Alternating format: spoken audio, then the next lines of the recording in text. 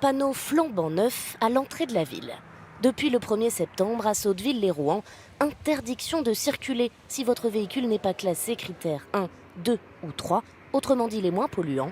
La ville est désormais une ZFE. Oui, je sais ce que c'est, une ZFE. Ça veut dire quoi? Alors, le sigle, je ne connais pas forcément. Une zone à faible émission, ça va représenter un effort, c'est évident. Un effort financier pour tous ceux qui roulent encore avec des véhicules classés 4 ou 5 et auraient normalement dû en changer, mais tous n'ont pas les moyens. Comme cet électricien qui gagne 1 600 €, sa voiture est classée 4. Bah oui, je suis en infraction. Le gouvernement vient d'annoncer une nouvelle prime de 1 000 € pour les habitants des zones concernées, en plus des aides actuelles pouvant aller jusqu'à 7 000 € pour l'achat d'un véhicule à faible émission. Mais c'est pas suffisant. Au pire, on prendra un prêt, quoi. C'est ça. De toute façon, j'étais obligé parce que si je travaille dans les régions où j'ai pas de voiture, donc si je veux garder mon emploi, ça va être, je vais être obligé de faire ça. 14 000 personnes dans l'agglomération doivent soit changer de voiture, soit prendre les transports en commun ou le train pour se rendre au travail. Voici la gare de Sotteville-lès-Rouen. Et malheureusement, comme on peut voir, c'est une gare qui est complètement à l'abandon. On ne peut pas acheter de ticket, on ne sait pas si un train arrive ou s'il n'arrive pas. Et surtout pas de bus ni de tramway pour accéder à la gare.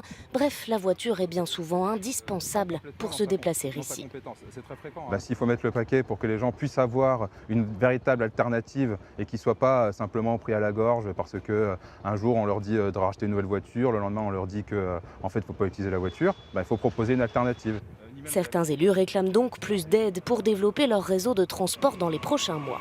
Car si pour l'instant il n'y a pas de sanction pour les automobilistes, à partir de 2024, l'amende sera de 68 € et les véhicules flashés par des radars automatiques.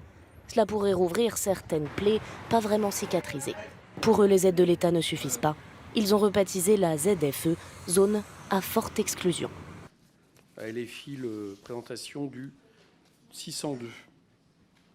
Oui, donc c'est un amendement qui lui aussi prévoit d'abonder de 3 milliards le programme sur le ferroviaire. Donc évidemment un amendement qui est gagé sur une mission sur laquelle nous ne voulons pas non plus prendre de crédit. Je m'inscrirai vraiment totalement dans ce qu'a dit Monsieur Prudhomme. Je vous donnerai un exemple chez moi. On est en train d'essayer de mettre en place une ZFE sur la métropole de Rouen qui est complètement inapplicable, notamment parce qu'en fait les transports en commun, au lieu d'augmenter, se dégradent depuis des années. Je vous donnerai un exemple. On parle d'un tram-train qui est censé relier la ville d'Elbeuf à la ville de Rouen. On en parle depuis littéralement 40 ans et aucun investissement supplémentaire n'a été annoncé dans le cadre de l'entrée en vigueur de la ZFE. Donc, dans ces conditions, vous comprenez que ce n'est pas possible de rendre acceptable de telles politiques auprès des classes populaires puisqu'elles n'ont pas littéralement de moyens de transport en commun pour se rendre dans la métropole, sachant que je parle d'un territoire urbain et non rural. Donc, c'est dire les difficultés concernant les territoires ruraux. Le département d'à côté, l'Eure, est complètement déserté, toutes les lignes ont fermé et il n'y a plus de transport pour se rendre, par exemple, sur Rouen. Voilà, je vous remercie. Merci.